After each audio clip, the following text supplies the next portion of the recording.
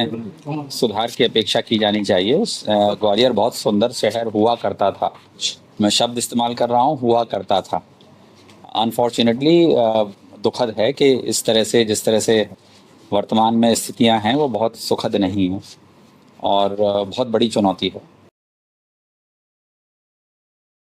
कठिनाई जो है वो ये है कि यहाँ पर इंजीनियर्स अनफॉर्चुनेटली उन्होंने उतना अच्छा तरीके से समयबद्ध प्रक्रिया के तहत काम चालू नहीं किया, इसकी चिंता नहीं की, इस कारण से ये प्रॉब्लम हो रही है।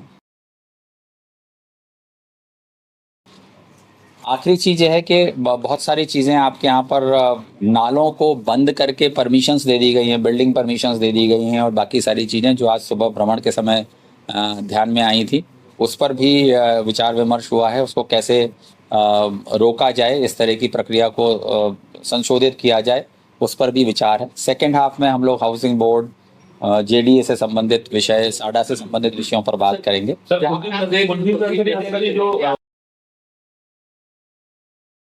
तो उस पर आज ये निर्देश दिया गया है कि इसकी चिंता ना करें कि वो राशि कहाँ से आएगी। उतनी राशि हम देते हैं, हर वर्ष देते हैं, उससे ज़्यादा ही देते हैं।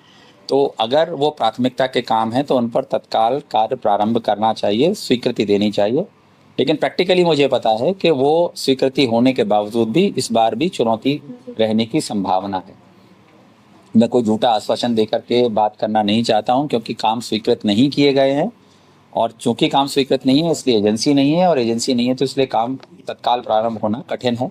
लेकिन उस पर भी विचार विमर्श करके किस तरह से कौन से काम किए जा सकते हैं वो आज कंप्लीट शाम के होने के पहले पहले उस पर भी कोई ना कोई निराकरण करने की कोशिश की जा रही है। लेकिन एजेंसीज लिमिटेड हैं और जब तक किसी को आप अवॉर्ड नहीं करेंगे वर्क, तब तक काम किसी से आप उम्मीद नहीं कर सकते हैं। तो वो चुनौती है, उसको कैसे दूर किया जा सकेगा वो उस पर।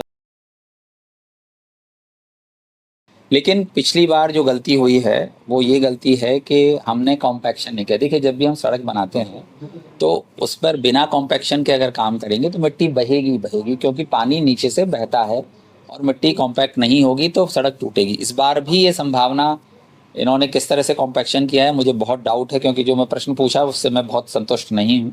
हमें ये ध्यान रखना पड़ेगा कि जल्दबाजी में हम कोई काम ना करें, क्योंकि वो राशि भी लगती है, काम की गुणवत्ता भी प्रभावित होती है और उससे किसी व्यक्ति को लाभ नहीं होता, सिवाय कुछ गिने चुने लोगों को जो काम कर रहे होते हैं या करवा रहे होते हैं। तो आम जनता के दृष्टिकोण से के आसपास जो पिछले बार भी सिवर लाइंस टूटी थी और उसके बाद पानी गंदा आया था, उसके कॉन्ट्रैक्ट लगभग 62 करोड़ के थे जो अवार्ड हो जाने चाहिए थे, जो नहीं हुए।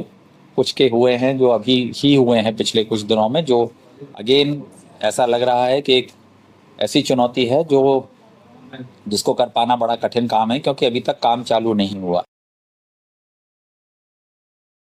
है।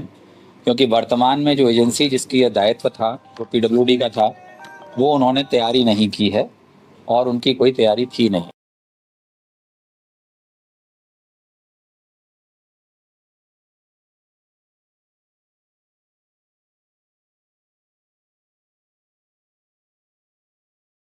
साथ ही साथ यहाँ पर गोबर की बहुत बड़ी समस्या है, उसके कारण आपका जो कचरा है वो मिक्स होता है, उसको साफ करने में तकलीफ होती है। तो गोबर को और आपके जो मंडी के वेस्ट है, सब्जी का जो वेस्ट है, उसके लिए सीवीजी प्लांट लगा करके उस पर काम करने की कार्य योजना बनी है।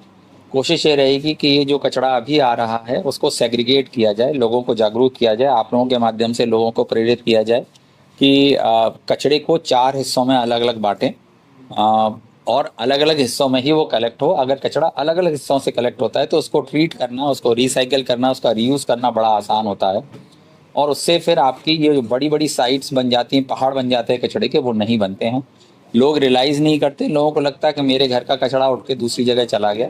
वास्तव में वो पहाड़ जो होते हैं उसका पानी, गंदा पानी ज़मीन में जाता है और वही पानी हम ट्यूबवेल के माध्यम से या बाकी माध्यम से पीते हैं, भले ही आप कहीं भी रहते हों। इसलिए हर एक नागरिक की ये जिम्मेदारी है कि वो ये सुनिश्चित करे कि अपने यहाँ के कचरे को सेग्रीगेट करे, और सेग्रीगेटेड कचरा अगर जाएगा तो सारा का सारा कचरा ट्रीट हो सकता है।